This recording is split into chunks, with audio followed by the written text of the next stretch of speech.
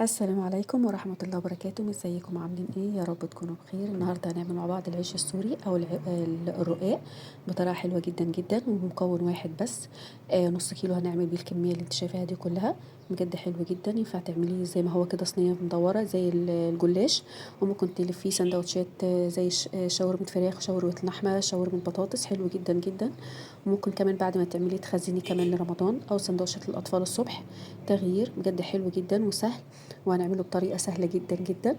انا معايا هنا نص كيلو من الدقيق، يعني 4 كوبايات، عليها ذرة ملح وذرة سكر.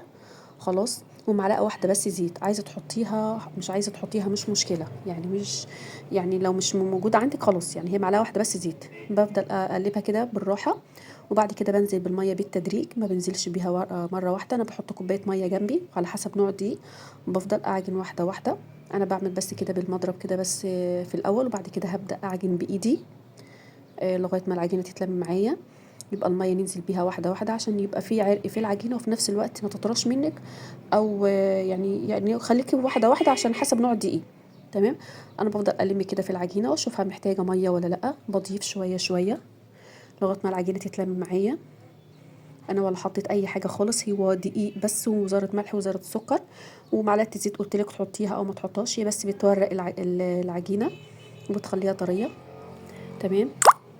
ويا ريت اللي مشتركش في القناه يشترك عشان يوصل كل جديد. اهم حاجه تعجني في العجينه كويس جدا جدا لغايه ما تتلمي معاكي وتبقى ناعمه. انا هنا خلاص كنت خلصتها، سيب حوالي بس 10 دقايق كده او ربع ساعه ترتاح شويه. وبعد كده عشان تبقى سهله معاكي ببدا اكورها كور صغيره، كلها مقاس واحد. يعني احاول اخلي العجينه كلها مقاس واحد. ما يعني كور كلها مقاس واحد، يعني عشان لما اجي افردها تبقى كلها نفس المقاس. تمام. انا هنا خلصت الكميه كلها، وببدا افرد اول واحده مثلا كورتها. انا هنا معايا معلقتين زيت كبار، ومعليهم معلقتين دقيق. دي اللي هتبقى بين الطبقات اللي مش هتخليها تلزق معاكي. تمام. يبقى معلقتين زيت كبار وعليهم معلقتين دقيق صغيرين، وبقلبهم كويس جدا. خلاص. ده الكفر اللي هيبقى بين كل طبقه وطبقه. خلاص، ان انا هعمل 4 طبقات 4 طبقات. لو انتي لسه بادئه ممكن تعملي طبقتين 3 في الاول، بس ما تقلقيش، لو عملت 4 هيطلعوا معاكي وهوريكي ازاي. انا ببدا افرد هنا العجينه، خلاص، مره بالطول ومره بالعرض لغايه ما اعملها شكل دايره. خلاص. اهم حاجه ترشي دقيق تحتيها عشان ما تلزقش معاكي. بجد كل اللي عملناه ده يعني مع راحه الدقيق مع التسويه كلها على بعض كده اقل من ساعه بتلاقي نفسك خلصت كله، وبتخزنيه كمان لرمضان. حلو جدا. ده السمك اللي انا عايزاه، وبفردها وبعمل واحده غيرها. انا ببدا اعمل لهم كلهم بالمنظر اللي انت شايفاه ده، ان انا بفرد الكوره على شكل دايره صغير. خلاص. تمام. انا ببدا اخلصهم كلهم بالشكل ده كده. انا هنا فردتهم كلهم. هبدا اعمل فيهم ايه؟ زي ما انا قلت لك 4 طبقات 4 طبقات. هجيب واحده منهم وادهنها بالكفر اللي انا عملته اللي هو الزيت والدقيق. خلاص، مسحه كده بالفرشه بسيطه. وبعد كده بحط فيه الطبقه التانية،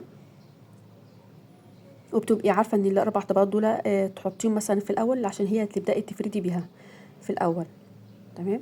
انا حطيت الطبقه التانية كده، يعني لما تخلصي ال4 طبقات دول تركنيهم على جنب، تعملي 4 غيرهم. وبعد كده بتبدأي بالأربعة الأولانيين خالص اللي انت عملتيهم في الفرد، بتبقى ارتاحت. دي كده. وبدهن آخر طبقة، مش بدهنها بقى خلاص، يعني آخر طبقة من فوق مش بتدهن، يعني كده دي التالتة. دي الرابعة معاكي اهي. خلاص كده تمام، وبسيبها ترتاح وبعمل غيرهم. خلاص. أنا بخلص الكمية دي كلها بالشكل ده. هنا كنت خلصتهم، يعني كل طبقة فيها 4، في واحدة بس فيها 5. يعني عايزه اقول لك نص كيلو دقيق واقل كمان. انا واخده منه كمان رشه اللي انا بفرد بيها، وواخده منهم معلقتين حطيتها في الزيت. يعني عمل معاكي حوالي 21 رغيف. جد حلو جدا. حواوشي عايزه تعمليه بقى بالطول، عايزه تعمليه دايره، عايزه تعمليه مربع، انت اللي هتتحكمي في الشكل. خلاص. بتقلبيها الناحيه التانية عشان اللي من تحت بتتظلم معايا في الفرد. يعني بتبدأ ترش كده الدقيق او تفردي اللي من تحت واللي من فوق. ولو حسيتي ان هي الطبقه اللي من تحت قصيره بتشديها بالراحه. خلاص. انا بفرد من فوق ومن تحت علشان كله يتفرد معايا. خلاص. انا بخلص الكميه كلها زي ما انت شايفه كده. خلاص. وبيبقى عندي صينيه عاديه خالص، بتحطيها على بوتاجاز مقلوبه عشان النار تبقى بعيده شويه عن العجينه. انا مش عايزاها معدوله، عايزاها مقلوبه. ابسط حاجه صينيه كيكه او صينيه بسبوسه وبتقلبيها، اول ما بتسخن شويه بتحطيها، ولما بتلاقي العجينه اتغيرت لونها كده بتروحي قلبها الناحيه التانية، بتتشمع زي كده بتروحي قلبهم الناحيه التانية على طول وانتي واقفه. يعني ما بتسيبيش خالص العجين هو بيستوي، لان هو بيتشمع معاكي بسرعه. اول ما بيبدا يتشمع معاكي كده بتشيلي طبقه طبقه، بتشيل معاكي بكل سهوله بسبب الكفر اللي احنا حطيناه من كل طبقه وطبقه. بصي بتشيليها خلاص، هي استوت كده، دي معايا الاولى خلاص. وبتروحي قلبها التانية دي بقى قلبها على الناحيه التانية عشان تستوي معاكي، وبتروحي واخده الطبقه اللي من تحت، اكيد فاهماني يعني. بتروحي واخده الطبقه اللي من تحت دي، هي خلاص استوت برضو. بتفضلي تعملي كده لغايه ما تخلصي الاربع طبقات. ما بتكمليش وانت واقفه في دقيقه بتخلصيهم على طول. انا حطيت غيرهم تمام، نفس اللي هعمله برضو، ان انا بشيل الطبقه دي وبشيلها. لو شلتيها وهي طريه هتتقطع معاكي، لازم تحسي ان هي اتغير لونها تمام. بعد كده هقلب دي تاني الناحيه التانية واروح شايله اللي تحت كانت لسه معاكي. انا هوريكي دلوقتي لو انا شلتها وهي لسه هتلزق، بصي. يبقى لازم نسيبها لغايه ما اللون يتغير وتحسي ان هي خلاص كده بقى عملت كده فقاقيع كده صغيره. وبشيلهم كلهم بسهوله بجد، ما مكملتش معايا ربع ساعه كلهم في السوا على بوتاجاز. وممكن تخزنيه وممكن تعملي سندوتشات للاطفال، تخزنين رمضان بجد حلو جدا. وممكن هنعمل منه الحلو مع بعض ان شاء الله باذن الله. واعمل لكم برضو عجينه السمبوسه بجد هايل هايل، عجينه تحفه بجد وحلوه خالص وطريه شفافه. ويا رب يكون الفيديو عجبكم، تنسوش الاشتراك ولايك وشير.